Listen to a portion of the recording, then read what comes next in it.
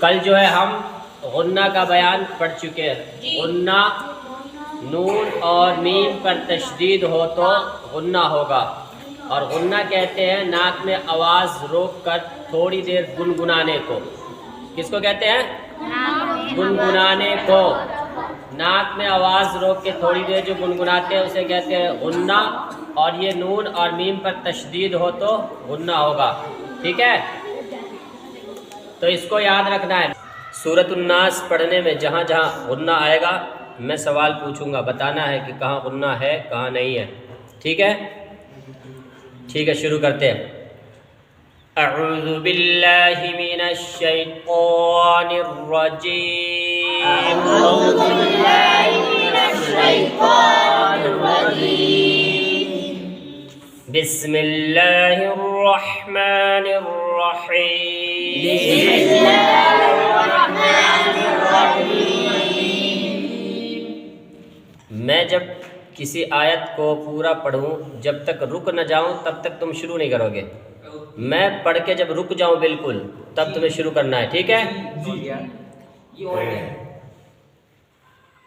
قل اعوذ برب الناس. قل أعوذ برب الناس. قل اعوذ برب الناس. قل أعوذ برب الناس. ملك الناس. ملك الناس. دو آیتیں پڑھ چکا ہوں. عرش کہاں کہاں پہ غنہ آیا ہے؟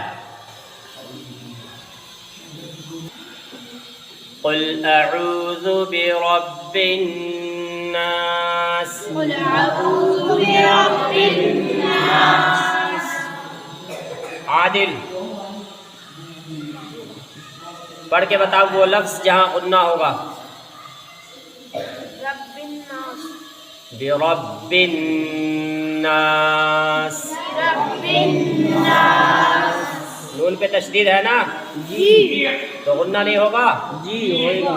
تو کیوں نہیں بتاتے ہو؟ ابھی تو بتایا نون اور میم پر تشدید ہو تو غنہ ہوگا. جی. جہاں جہاں نون یا میم پر تشدید آ جائے وہاں غنہ ہوگا. بتایا کرو مجھے جی. وہ لفظ پڑھ کے بتاؤ جس پر غنہ ہوگا. ٹھیک ہے؟ قل اعوذ برب الناس. قل أعوذ برب الناس. ملك الناس. ملك الناس. إله الناس. إله الناس. اشرف الہ الناس آیت میں غنہ کہاں پہ ہے؟ جی الہ الناس. جی وہاں پہ ناس پہ ہے نہیں؟ جی. الہ الناس. جی تو نون پہ تشدید ہے تو یہاں غنہ ہوگا. غنہ ہوگا. یاد رکھنا ہے، بھولنا نہیں. من شر الوسواس الخناس.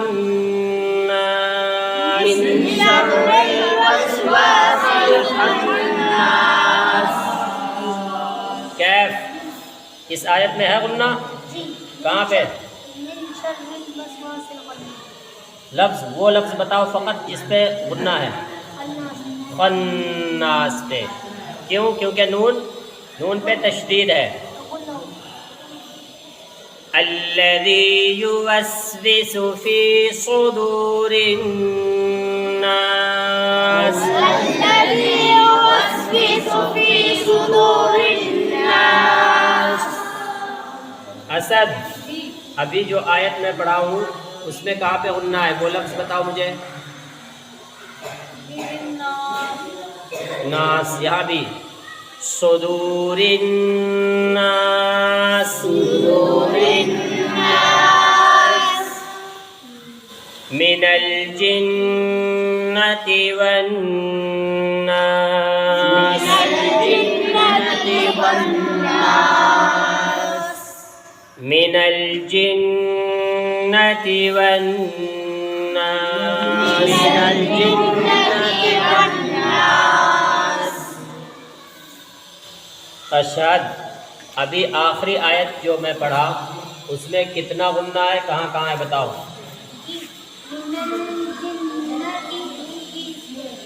اور تو کتنے ہو گئے آخری آیت میں؟